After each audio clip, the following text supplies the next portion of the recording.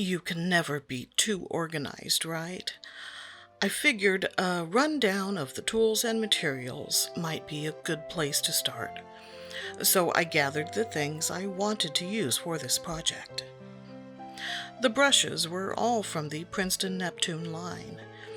There were 5 there, but only 3 of them ended up getting used. I knew I wanted a colored pencil for the drawing portion, so I went with a polychromos in burnt ochre. Later on, I added a couple of other colors too. The main purpose here was to create a piece with the colors from M. Graham's Quinacridone set.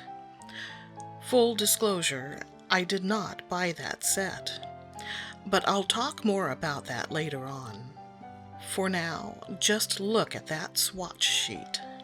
It's so pretty, and the potency, it's almost like getting punched in the face 5 times by a gang of flowers.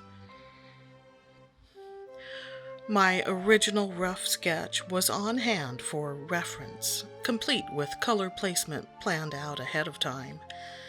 Before settling on this image, the first idea was to do something abstract with golden lanterns over a violet night sky, which of course would have been much more subtle.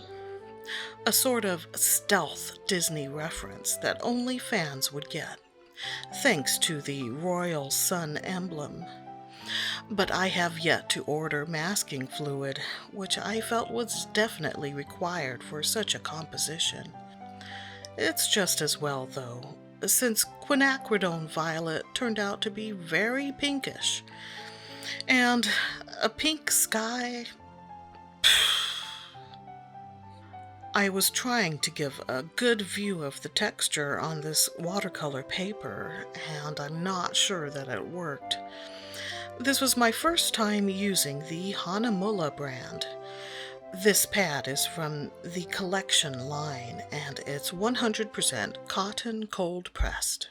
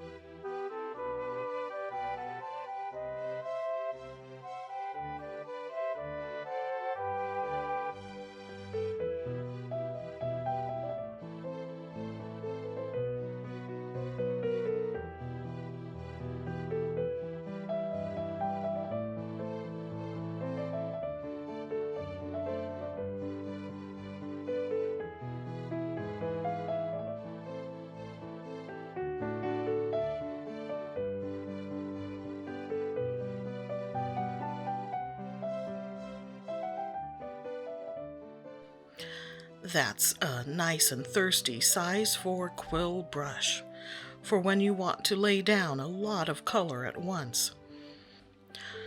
I've been in a comfortable spot supply-wise for a while now. I'm happy with my brushes, my papers, my paints, etc.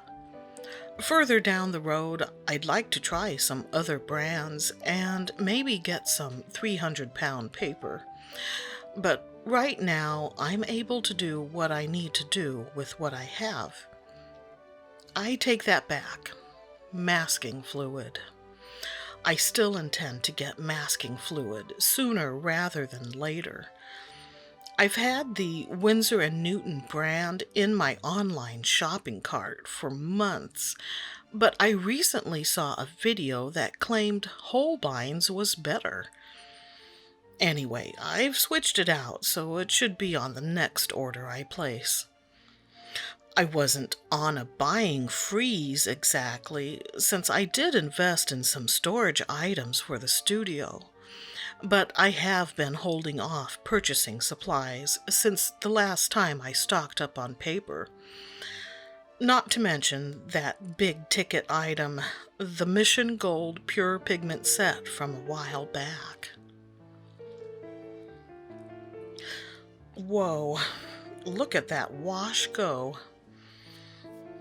I haven't heard much about this particular paper, but I gotta say, for this first piece at least, I liked it.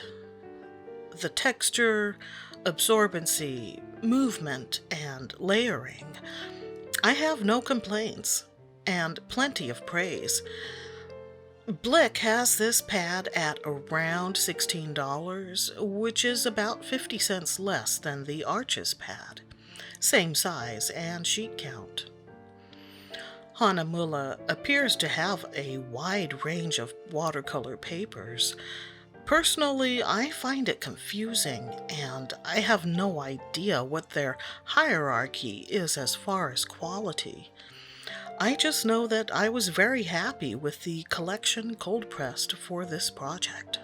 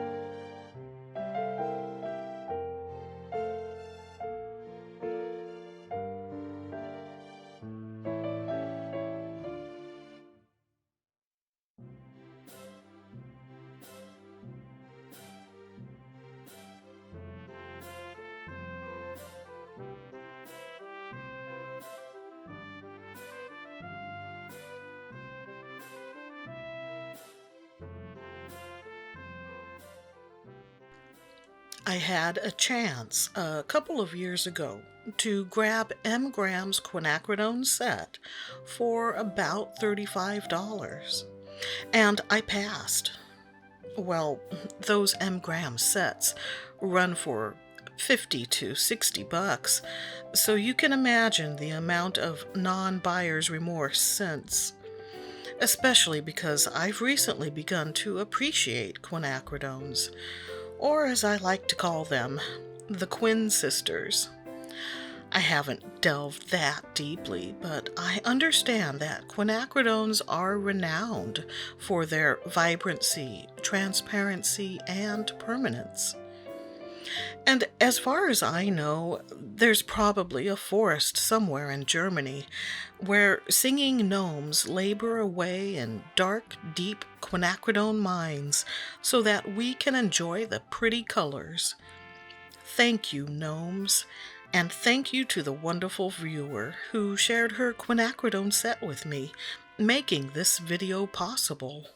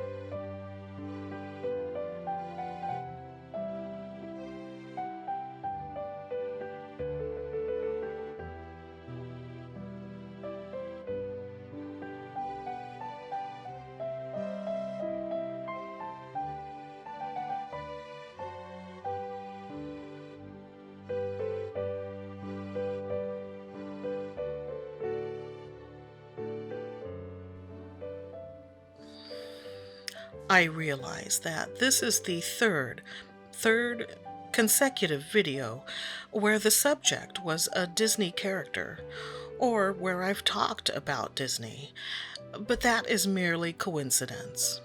Because Inkworks is not a Disney channel. The reason I chose this subject is that I thought it would suit the colors, especially the gold, rust, and violet. I mean, Disney probably won't even come up again for the next 4 months, unless we win the lottery. In that case, the channel would be all about our Disney Parks World Tour and my watercolor travel kit.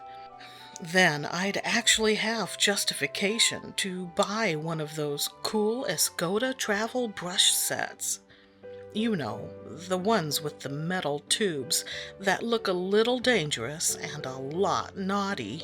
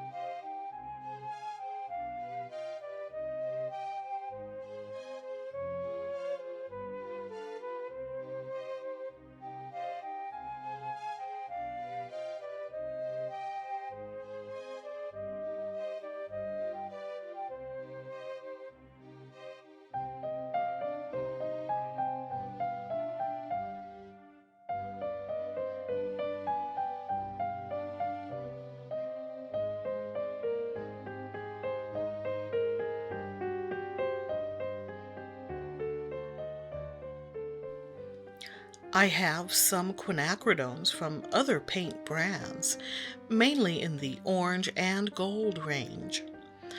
I think I have 3 or 4 Quin Golds, and although I haven't done a comparison, I think this one, M. Graham's Nickel Quinacridone Gold, is my new favorite. Now, the violet wasn't very violet in my opinion, but maybe I'm wrong to think of that word as synonymous with purple. I'm not really complaining because I find this version pretty amazing. It's just not quite the shade I wanted for this piece. Maybe now would be a good time to let you know what the pigment numbers are.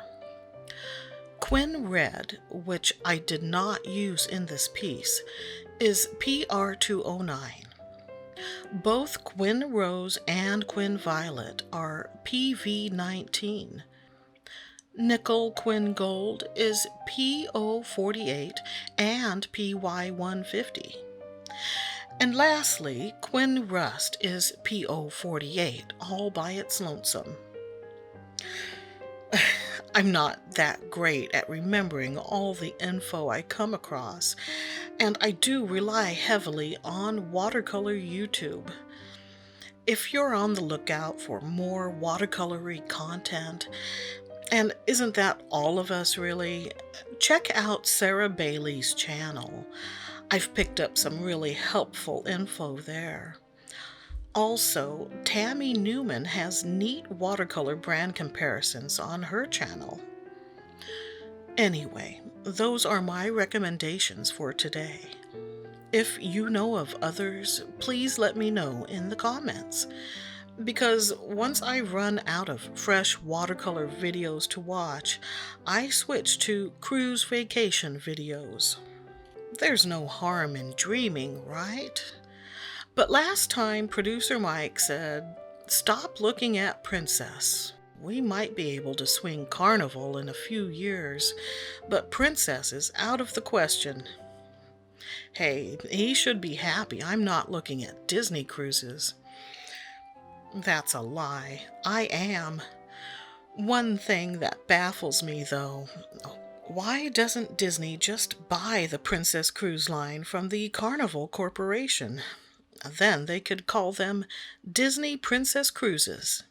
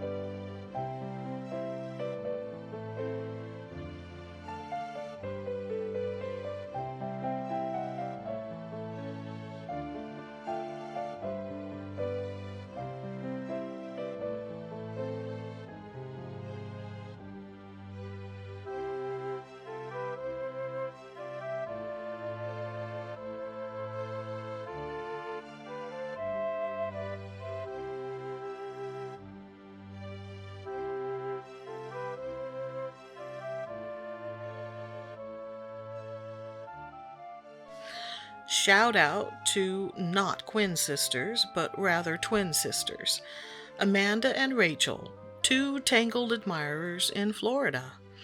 Your dad says hi, and he's looking forward to seeing you in the fall. I don't even know if this is a controversial take or not, but Tangled takes the prize for Best Disney Horse. Sorry, Samson. Commiserations, Con. Ugh, away with you, Angus. As far as I'm concerned, none of them had as much presence, aka attitude, as Flynn Rider's personal nemesis, Maximus.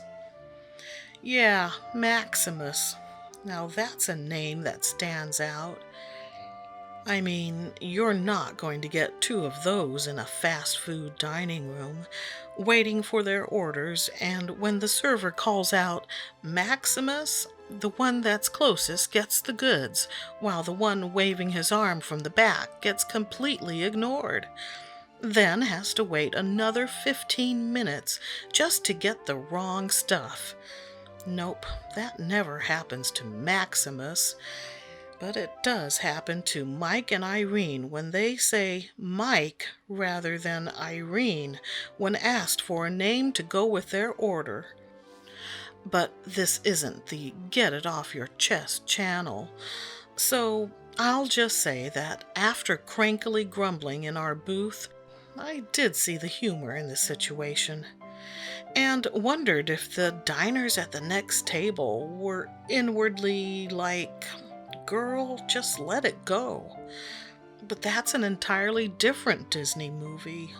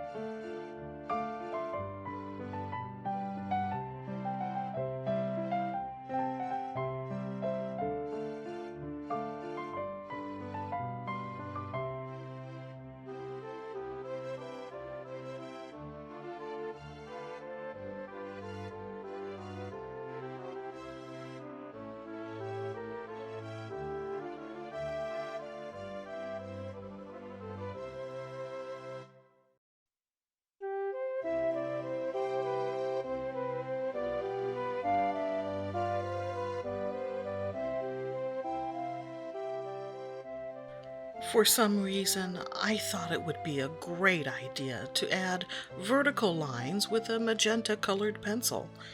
And who knows, maybe it would have been if I'd used a ruler. But by the time I realized it wasn't working, it was already at the let's be exclusive stage of the relationship, so I stumbled along hoping for the best. I'm still talking about this painting, by the way. Here I pulled out my sample pack of colored pencil powder blender from Brush and Pencil. I was planning to wait until I got hold of some sanded paper before trying it out. I had read somewhere that sanded art paper, which I believe is what pastels are used on, was recommended for some colored pencil blending techniques and mediums, but I figured here was a prime opportunity to test it out. So I poured out some of the powder and used the included applicator. And what do you know? It worked pretty well on this cold-pressed watercolor paper. I wouldn't say it made a drastic difference, but it was definitely a noticeable improvement. Those harsh pencil strokes that almost had me clawing out my eyes were softened and blended. This product came in a package I'd received from a viewer. You can see it in my previous video titled, "Did I Just Get Fan Mail?" And I am very glad it was on hand to use on this project.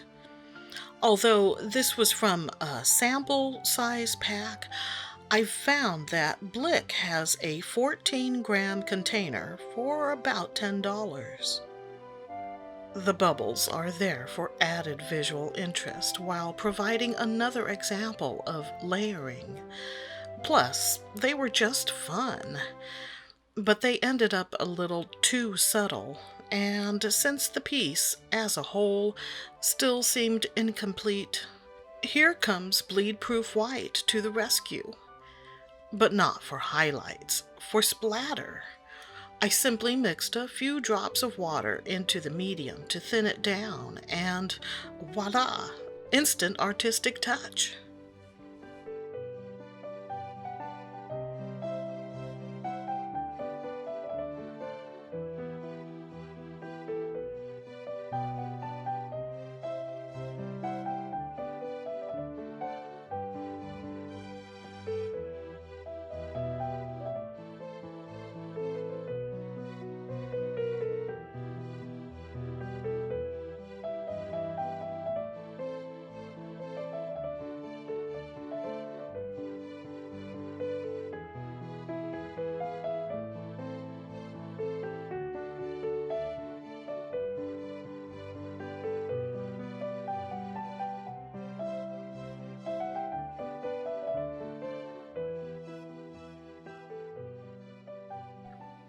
I'm happy to share this Quinacridone painting project.